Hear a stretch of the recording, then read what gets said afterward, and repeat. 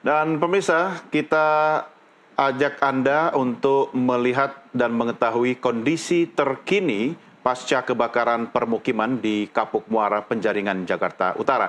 Kami ajak Anda terhubung dengan jurnalis NTV Hasbiallo bersama juru kamera Indarmawan Hadade. Ya, Hasbi, selamat sore. Apakah kebakaran sampai saat ini masih terjadi?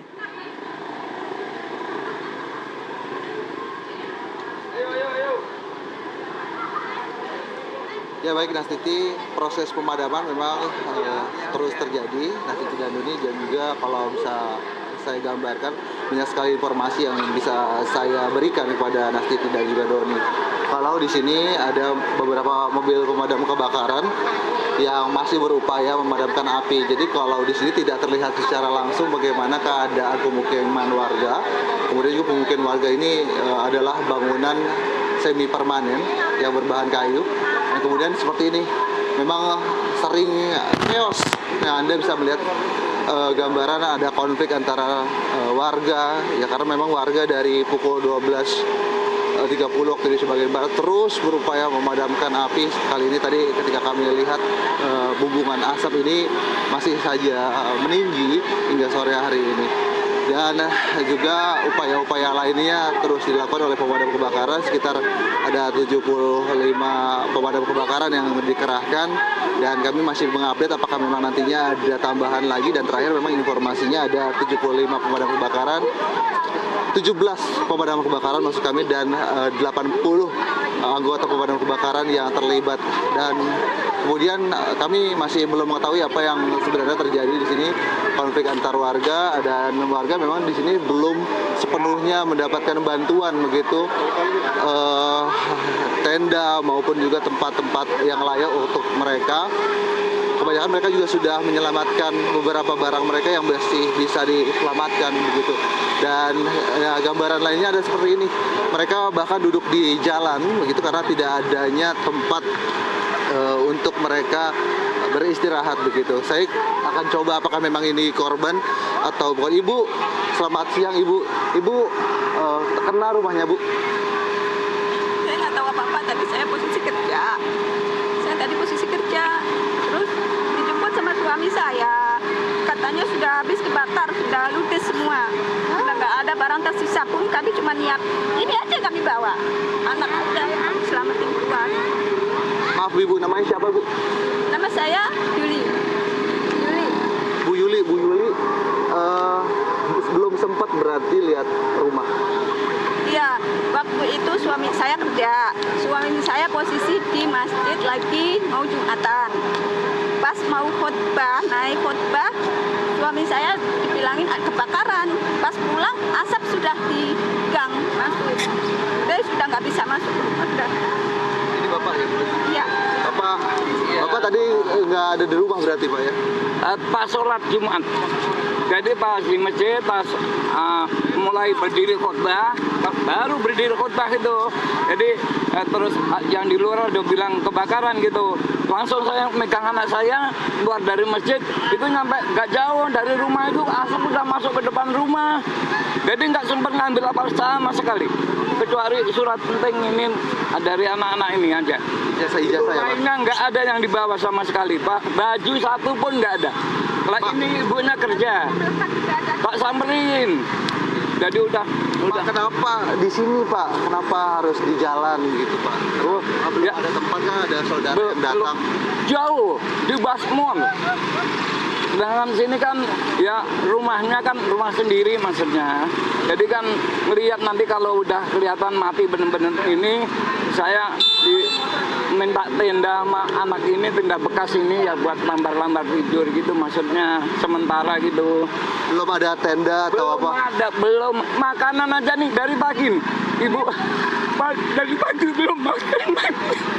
Dari pagi ini belum makan ini, ya Allah. Ya Allah. Belum makan dari pagi, Pak. Yang sabar Pak, yang sabar ya. Duit semua ketinggalan di rumah, habis semua. Nggak ada yang dibawa. Nggak ada yang dibawa nih. Maafin lahan ini nggak biasa puasa, Pak. Tadi kan udah biasa puasa. Tadi ini belum makan dari pagi ini. Ya Allah, ya Allah. Kasih kuat tadi ya Allah. Untung anak saya nggak nakal juga nurut kayak ini, Masya Allah. Mudah-mudahan dengan disiarkannya berita ini nanti bisa didengar oleh pihak Pemprov dan bantuan segera datang ya Pak ya. Amin, ya Allah. Bapak, Ibu turut berduka ya Pak. Oke, saya lanjut bekerja. Oke. Dan Nastiti, makasih Pak. Dan kalau melihat kondisi di dalam, memang ini area pergudangan di samping persis Jalan Kapuk Muara Raya di RT 17 RW 5. Ini adalah gudang logistik dan di sebelahnya persis adalah pemukiman rumah warga. Jadi pemadam kebakaran juga sempit sekali ruangnya untuk melakukan penyemprotan. Tadi setibanya kami di pukul 15 waktu Indonesia bagian barat, kami masuk ke sana dan asapnya masih penuh sekali. Nah, tadi masih ada kobaran api. Kali ini kita akan cek lagi apakah memang masih ada kobaran api yang ada di dalam. Dan sementara kita juga tadi saat di dalam diminta untuk waspada karena ada aliran listrik yang terputus, lalu ditakutkan karena ada genangan air, makanya kami diminta untuk mundur.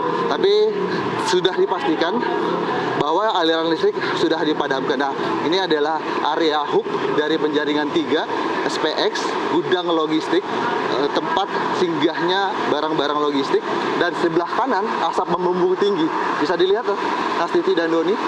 Kalau di sini kasat mata terlihat dengan jelas asap masih membumbung tinggi, artinya memang proses pemadaman masih berlanjut. Dan kami ingin melihat secara langsung apakah memang proses pemadaman ini perlu waktu, kenapa begitu lama? Karena memang rumah-rumah ini adalah rumah semi permanen yang terbuat dari kayu dan seng kebanyakan. Itu alasan dari Gulkamar DKI Jakarta yang tadi sempat kesulitan berjam-jam untuk memadamkan api. Nah, ini ada salah satu pintu akses menuju ke rumah-rumah warga. Ya, itu ada kobaran api. Ya, kalau kameramen Nusantara TV Indarmawan Hadidi saat ini sedang berupaya untuk menzoom.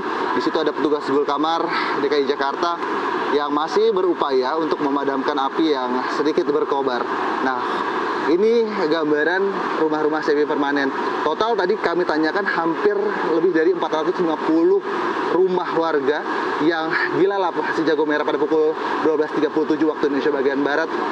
Lalu kemudian kebanyakan para pria ini sedang melaksanakan ibadah sholat Jumat. Tapi semua payah.